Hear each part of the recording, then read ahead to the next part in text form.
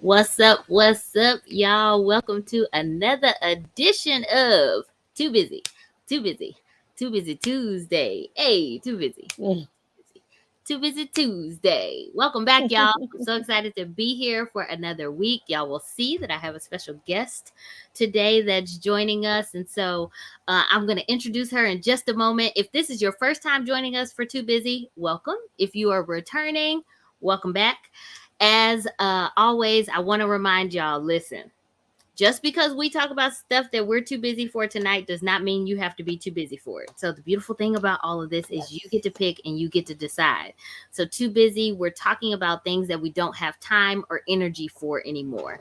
And some of these things we talk about tonight, you might be like, you know what? I've been available for this and I'm realizing that maybe I don't have time for this anymore, or I don't want to have time for this anymore. Mm-hmm. So you get to decide. Talk to us in the chat tonight. Talk to us in the chat if you're watching this on the replay. Now, I want to introduce Kiva Harper, y'all. Kiva is a licensed clinical social worker. She specializes in trauma focused psychotherapy for more than 2 decades. So that means she knows what she's talking about. Okay. Kiva has emerged as one of the nation's foremost thought leaders in trauma treatment. She now speaks and consults extensively, and she is a frequent mental health correspondent for network TV and radio. She's a contributing writer to industry trades and also a social media influencer. So we're going to tell y'all a little later where y'all can follow her. So will y'all help me give it up for my guest? Y'all seen her here before. Give it up for Miss Kiva Harper. Yes. Thank you. You're Thank you. welcome. Yes. I'm so glad to have you here again. Me too. Now when we had this conversation initially, like we had to reschedule this Mm-hmm. because some stuff was going on in the world, and so Yeah. we both of us were like, you know what, we need to pause and give attention to this. And so And I'm I'm so glad we glad. did. Yeah, I'm so Mm-hmm. glad that we did that, and I Mm-hmm. heard great things from people that were able to watch it, and I'm glad that you got an opportunity to come back so that we Yes. could Yes. talk about this tonight. So y'all, Mm-hmm. tonight we're talking about burnout. Kiva Yes. told me when we met, you know what, Raffinée, I'm too busy for burnout. Yes. So I want us to kind of start and tell me a little bit about kind of what happened in your life that led to this, like, you know what, I don't have time for this anymore. Yes. I would tell you that I actually told this story earlier today when I was speaking at Yeah. Children's Dallas. But when I was in grad school, I heard all the time that social work is a profession in which there's a lot of burnout, and you need to be prepared to experience burnout. And this is what it looks like, and you just need to be aware. Mm-hmm. Well, probably maybe 2 years into my career, I experienced a horrible burnout. It was a lot of stuff going on. I was with an agency, and there were a lot of unethical things going on, and I Okay. was in the role of a manager, and so I felt the responsibility to protect my clients as well as my staff, and I wasn't able to do that in this environment, and Mm. it really took a huge toll on me, and I found myself deep, deep, deep in a burnout. So much so that I thought I had chosen the wrong career. And I'm like, oh my God, I went to Really? school, got my master's degree in social work, and clearly this is not the role for me. And Mm. then I was so burned out, Raffinée, that I wasn't even healthy enough to look for a job. That's how jaded and cynical I was. I knew it would come across in the interview.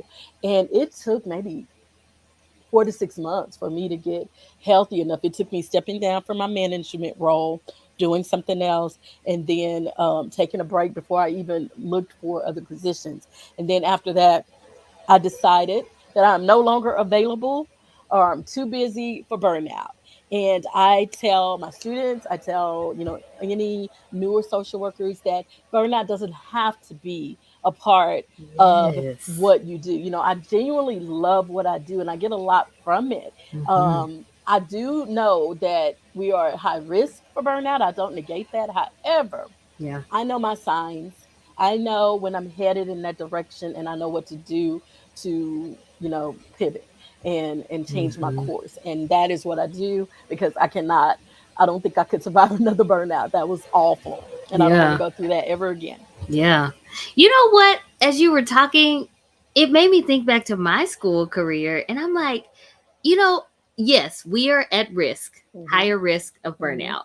Yet when I think about my school experience, they talked about burnout like this is normal, expect to experience it. Yeah. There's no, almost like there's nothing you could do about it. Same Like here. Same you here. just gonna get it, so just prepare to get it, Hmm. and hopefully you won't quit.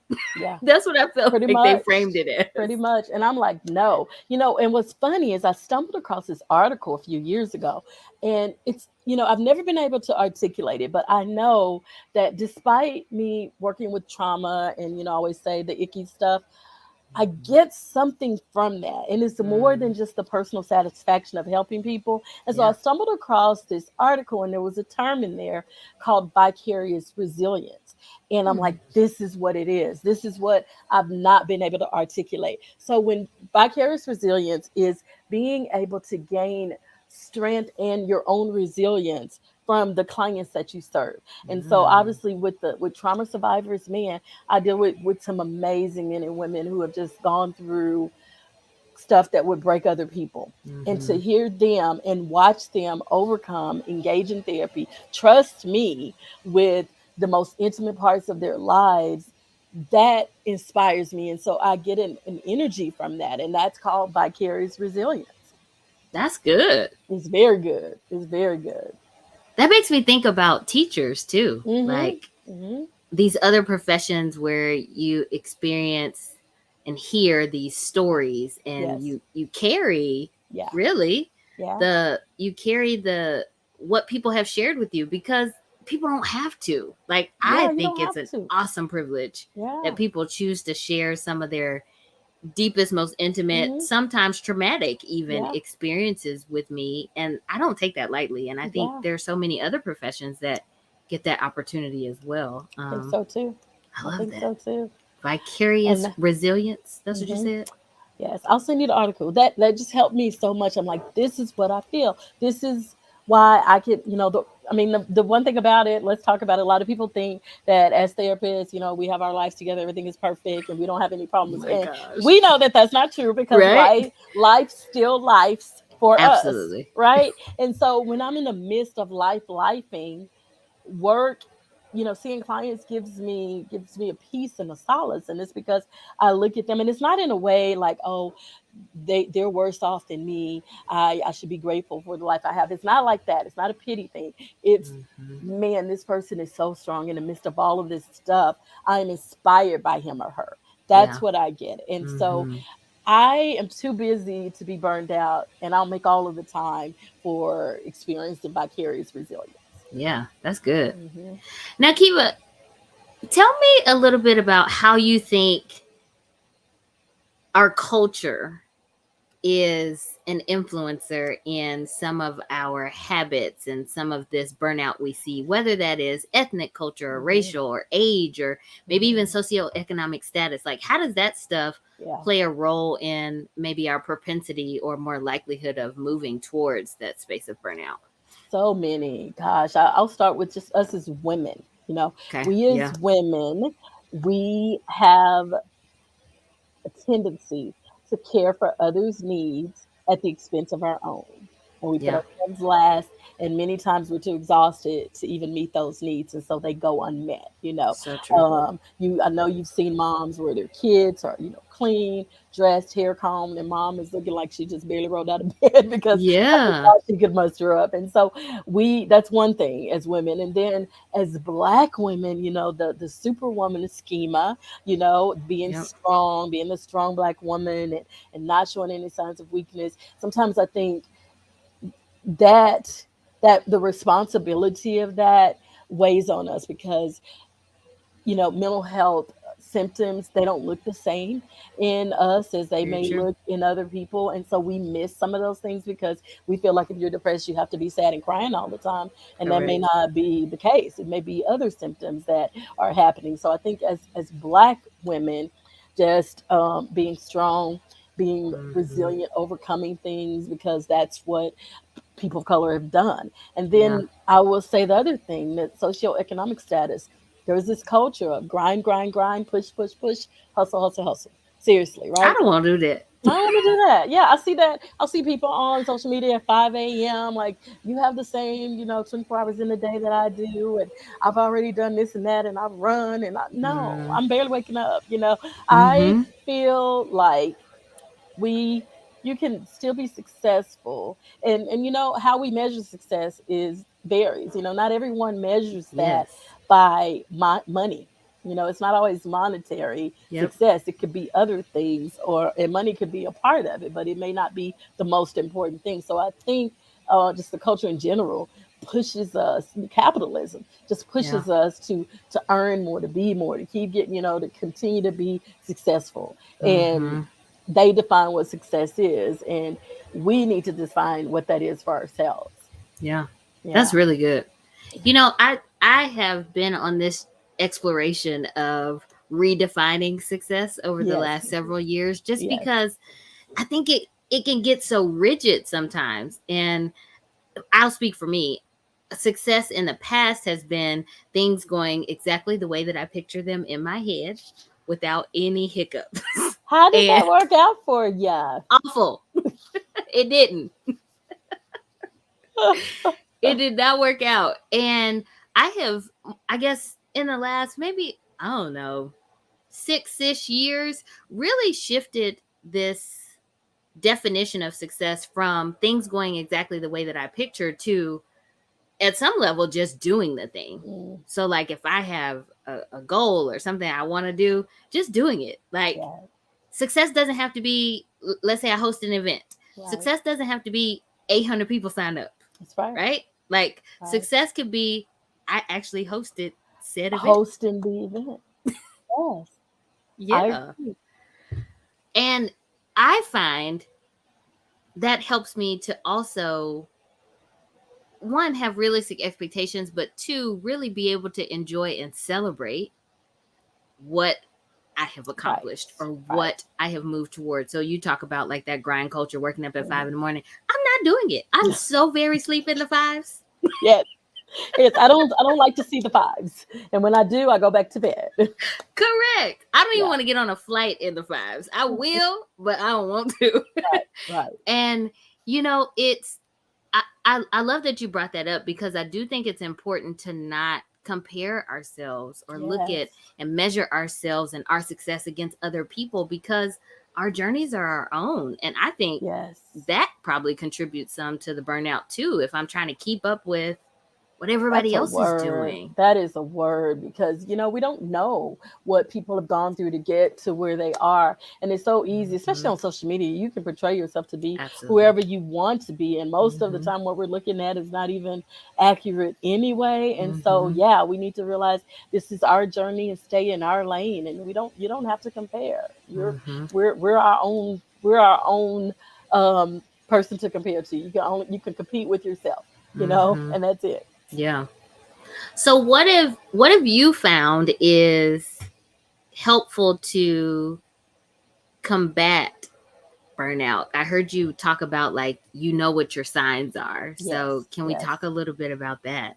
Well, Like, the yeah, yeah, definitely. The physical things, for me, I carry all of my attention in my shoulders and my upper back, and so I feel like my I feel like my hmm, shoulders are up here. me As too. soon as I feel like that, I know that's a sign. One, to get a massage, but two, to step back Okay. and take some time away from work. And depending on what's going on, I mean, it may not be feasible to take a vacation. It may be that I take a mental health day or a half day or something like that, Mm, whatever I can do. And then my mm-hmm. other sign is, it's just two for me, honestly. I don't let it get past these two. Sleep disturbances. When I find that my thoughts Okay. are racing at night and I can't sleep, that's a red flag for me. And so those two things, especially when they're coupled together, lets me know that I need to take a step back because I'm headed down the bad path. And I figure Mm-hmm. out how to do that and I make it work. Yeah. Yeah. Now, how would you encourage somebody to go about identifying their own signs? Like, are the ones that you named pretty typical for people across the board, or should they be looking and considering other things even? I think it varies. I hear some people say they have headaches, or Mm, they make poor choices with their food. I think it mm-hmm. varies. I think the first thing to do is to assess. your level of burnout. There's an evidence based scale called the Pro-Qual 5, PRO, and then QOL, quality of life is what that stands for. You can Google that, find that online, and you answer these questions, and it gives you your it rates you on burnout, compassion fatigue, secondary trauma, and compassion satisfaction. When I worked for the Department of Defense, that was a part of our annual training that we had to do. And so That's we were good. assessed for that on a regular basis. And then it tells you, there's a scale. Like if you fall below a certain number, then that means that you are, you're kind of at baseline, I guess. And then if you're above a certain number, that means you're at high risk for burnout and you should come up with a plan. So I think it starts with seeing where we are, because you may not even realize that it is burnout, especially if you've been in it Hmm. for a while, right? Yep. And then after that, coming up with our own plans. And when we come up with our plans for self care, it has to be more than bubble baths and massages and pedicures. Mm, It has to really, you have to really nurture every part of your body, your physical self, your emotional self, your spiritual self, that time for reflection or meditation or prayer, whatever it is that you do yeah. spiritually. So I think, and then nurturing relationships. You may have friends and family that you love, but you're so busy you don't get a chance to see them. Being Hmm. intentional about nurturing those relationships that make you feel good, and being intentional about creating space for in those relationships that don't make you feel good. So I think Hmm. when I think of self-care, I think of every aspect of my life, and I think of every aspect of my being. And I wish I could say that I'm an expert at this, but I'm not. It's an ongoing Right. thing, an ongoing thing. One of the things that I've recently started doing is setting my intentions each day, like having a Okay. morning routine. I got that from Dr. G. Yeah. I've established a morning routine, and when I tell you, just those few minutes that I use to center myself, I do an affirmation. I think of something I'm grateful for, and then I list my task for that day, Okay. personal and professional. And Yeah. I have to tell you that I'm no less busy, but I don't feel as overwhelmed. I really don't, Mm, because I start out thinking and I picture and visualize my day. And I'm always overextended. I'm working on that, but I'm usually overextended all the time, and I often feel overwhelmed. And I've noticed that since I've established this morning routine, and that I'm committed to and that I stick to, yeah. I feel much less overwhelmed. That's so good. Hmm. And I love that you say, I don't have less tasks to do, or I don't Yeah, have, my yeah, responsibilities haven't decreased. yeah. It's just, I'm going to use my words, setting the tone for my Yes, day is yes. the way that I describe it in my life, Hmm. because I do something similar in having like a morning routine, not same stuff, but just having a routine. So for Yeah. me, it's waking up, having a glass of water, Hmm. not getting on my phone immediately. That Hmm. has been a game changer for me. Like, Really? not getting on my phone as soon as I wake up in the morning, I just I can tell the difference. Like the days when I get up and I go straight to my phone, I'm like discombobulated. I feel like it just throws my day off because I get on Yeah. social media and I get in that endless hole of Yeah. scrolling, and I have lost 40 minutes scrolling. Wow. And Wow. so for me, it has been, in the first 30 minutes to an hour, like no phone use. And what I see happen is I get to decide what kind of day I want to have. I may turn on I some love music it. or light a candle, or like, because what I realized is that I don't get to choose what I see on social media. And so sometimes I'm ingesting stuff that like Right. Right. drastically shifts how I feel, and Yeah. I just got up. Or Yes. I read an email that drastically shifts me, and I'm like annoyed or Uh, frustrated or irritated. And I'm like, I just got out the bed. Like, how am I irritated already? And so it gives me some time to kind of say, here's how I'm feeling for today, and I then jump love it. into I email love or it. social media or whatever. And it feels so different. Like, And that's one that I need to work on. But hearing you say what you said and how that affects your day, that inspires me to do that. Because that is the first thing I do is reach for my phone. And I think I'm gonna it's try habit. it this week. I'm gonna set my do not disturb an hour past the time that I Mm, normally get up, and okay. put my phone face down and see Yeah. how that goes. See Yeah. how it goes. You know, the Yeah. beautiful thing is you can be gentle and kind with yourself, even if you still pick up the phone. Because, like I said, I still have days where I pick up the phone in the morning, and then I'll be like, Raffinée. Yeah. But you're Like, right. It does. It could easily affect your mood. I'm so glad you said that because mhm, that is so true. And I hadn't thought about that before, but you're right. If something crazy is going on in the world and I see absolutely. that, Yep. it definitely changes everything. Hmm. And coupled with what I already do, I think that fits very well. Not looking at any social media or any electronics before I'm ready to start my day. So I Hmm. appreciate you sharing that. Yeah, no problem. Hmm. Now, so I want us to go back a little bit and give a definition of self care because you said self care is more than bubble baths and massages. So, if you had to give like just your definition of it, what would you say? How would you define it? I would say that self care is nurturing your physical self, your Okay, emotional self, your mental health, your spiritual self, and your relationships. I love it. Yeah, That's that's good. what I would say. It makes me think about a circle. Like Hmm. I've seen those circles where they're like, spiritual, relational, Yes. even I've seen financial in some of them, Hmm. but you're talking about Hmm. emotional, Yeah. physical, like all those areas being covered Hmm. and the different ways, maybe even that we Yeah. can get each of those areas covered. And it varies. For some people, the physical is hiking 10 miles. Well, that's not me. Not doing that. The physical may simply be resting your body because that's what your body needs. Hmm. So I think it's important that we are open and realizing that self care looks very different for different people. For some Hmm. people, they have to have a spotless house and that makes them feel better.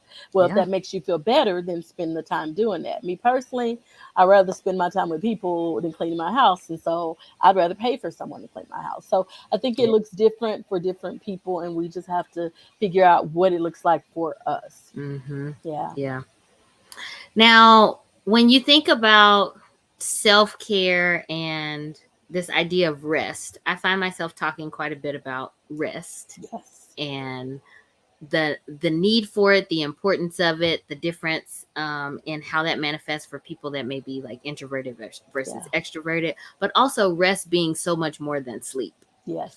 So, can you share with us just a little snippet into your world? Like, what does rest look like for you and like getting those needs met? Because I know you and I talked about being introverts and Yes. how important it is to Yes. like have that need met. Right. I'm a big introvert. I'm an outgoing introvert, so a lot of people don't notice. And Yeah. when people try to tell me, "Oh, you're not an introvert, you're an ambivert. You can go both ways." I was like, "No. The difference is how you feel. So an extrovert can be in a crowd of people and they are energized by it. I can be Hmm. in a crowd of people and enjoy myself and Correct. engage with people, but after I'm exhausted. It drains me. Like even Yes. today, I told you I had a speaking engagement this morning and then Hmm. I'm doing this with you. That's it for today. Like I Yeah. have to go and retreat. I'm probably going to take an extra long bubble bath and keep adding hot water because I need time for me. And that's Hmm. really important to me. Like I cannot have plans the entire weekend, when I'm off. And like I Yes. have to have a day where nothing is planned. I love canceled plans. And so I think that is something that you have to take into consideration too, your personality and how that Hmm. works. So for me, my self-care involves recharging and that's something I have to do alone Yeah. and I I have to tell make time for it. Yeah.